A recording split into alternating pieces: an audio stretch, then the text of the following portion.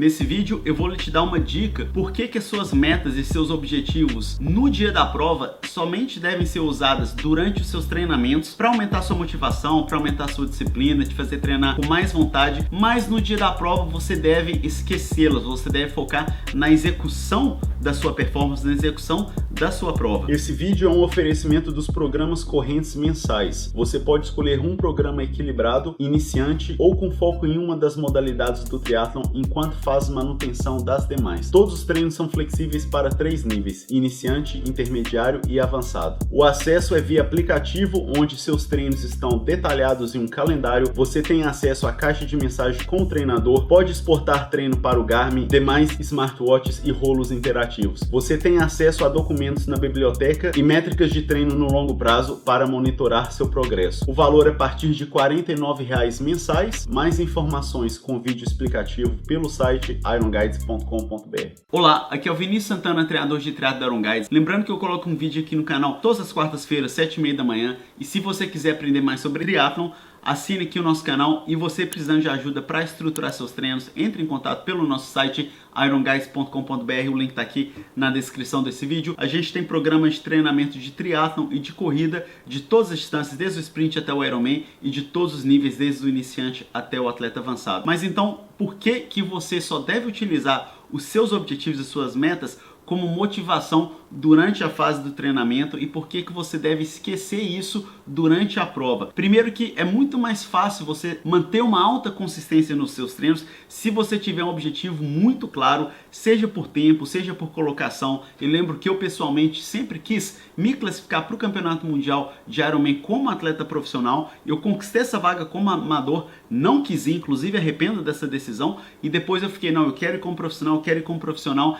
e eventualmente consegui aquilo ali. Servia como combustível para os meus treinamentos, né? Naquele dia que a gente está meio que com preguiça, meio cansado, querendo fazer um corpo mole, falando não, porque eu sempre tive esse objetivo, então aquilo ajuda demais a você treinar mais forte. Ou a mesma coisa, se por acaso você também tiver algum objetivo em relação a tempo. Olha, eu gostaria de abaixar, sei lá, de 12 horas do Ironman Full, ou então de 6 horas, de 5 horas do Ironman 70.3, né, do meio Ironman. Isso deve sim ser utilizado para aumentar sua consistência no treino. É claro que também, se por acaso as coisas desandarem demais aí na sua rotina, você vai ter que dar uma adaptada. Mas por que você deve esquecer isso no dia da sua prova, no dia que realmente importa, no dia que você vai lá para buscar a sua classificação, ou no dia que você vai lá para subir no pódio ou para quebrar a marca de uma prova? Então, primeiro exemplo em relação à classificação. Vamos supor que você tem aí o objetivo: quero pegar um pódio na prova tal, seja uma prova local, uma prova internacional, ou quero me classificar para o Campeonato Mundial de Ironman, de Ironman 70.3, e de repente você aí achou que está em boa forma, começou a sua prova, está seguindo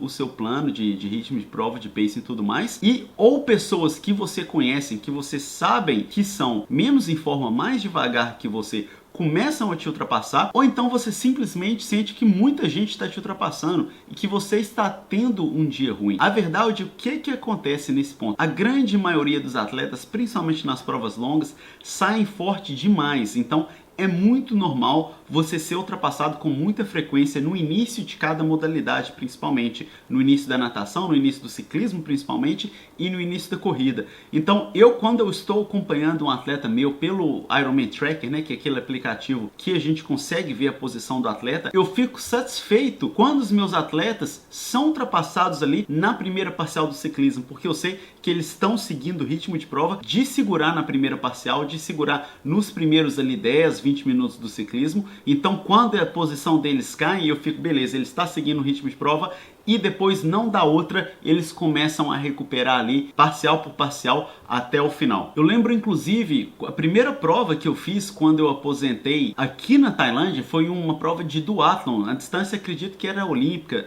5 km de corrida, depois 40 de bike, depois 10 de corrida, alguma coisa desse tipo. E nos 5 km iniciais, talvez tenha sido 10, eu não lembro direito. Eu lembro que logo na largada passou até uma menininha, assim, uma criancinha correndo do meu lado. Então, assim, eu tinha acabado de aposentar do Campeonato Mundial de Triatlon, corri com os melhores atletas do mundo, vim fazer uma prova local, e na largada, chegou no primeiro quilômetro, eu não devia estar nem entre os 10 da prova. Então, pra você ver como que o pessoal não tem noção. É claro que nesse exemplo é uma coisa muito agressiva, porque uma prova local, o pessoal pessoal tem menos experiência ainda, né, em relação a ritmo, mas é só um exemplo, coisa que acontece demais, assim, todo evento tem muita gente errando a mão muito feio em relação a pace. Por isso que todos os programas a gente tem aquelas tabelinhas de ritmo, de que você deve fazer, como que você deve seguir a sua frequência cardíaca, ou então por potência também. Mas então entenda que no início da prova é uma coisa boa se muita gente começar a te ultrapassar, porque aqueles atletas vão quebrar, eles estão tirando eles mesmos da competição, ou se por acaso eles não quebrarem, eles são melhores atletas que você de qualquer jeito.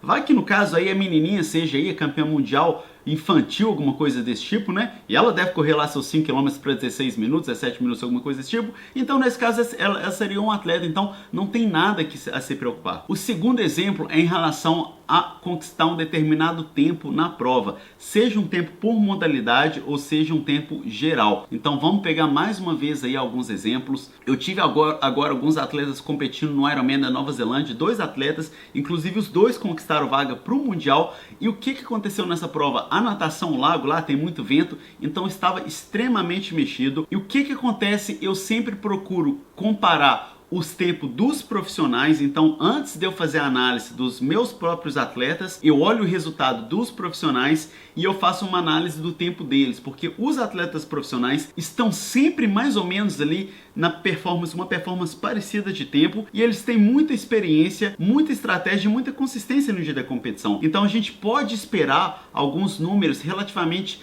consistentes de prova a prova. Então eu sei que se no caso aqui do Ironman completo, um Ironman de um wetsuit no lago, eles vão nadar alguma coisa ali 40 minutos alto, então qualquer coisa entre 46 a 48 não me traria muita surpresa assim. Nesse dia os melhores atletas nadaram para 53 minutos, então 53 minutos seriam mais ou menos ali uns 6 minutos, se pegar uma média ali de 47 minutos, acima do que esses atletas são capazes em uma circunstância normal. 6 minutos para esse pessoal seriam mais ou menos 500 metros de diferença. Em 500 metros para um atleta amador, nessa dificuldade, são pelo menos 10 minutos de diferença. Então imagina você que vai largar para uma prova, eu quero abaixar de, sei lá, 11 horas no Ironman, eu tenho que nadar para 1h20. Aí já na natação você já nadou para 1h30. Então é uma coisa que já vai perturbar a sua cabeça, vai bagunçar a sua estratégia de ritmo, você vai tentar compensar no ciclismo, aí que o negócio vai desandar mesmo. Então tenha muito cuidado em relação a objetivos de prova, porque você não pode controlar primeiro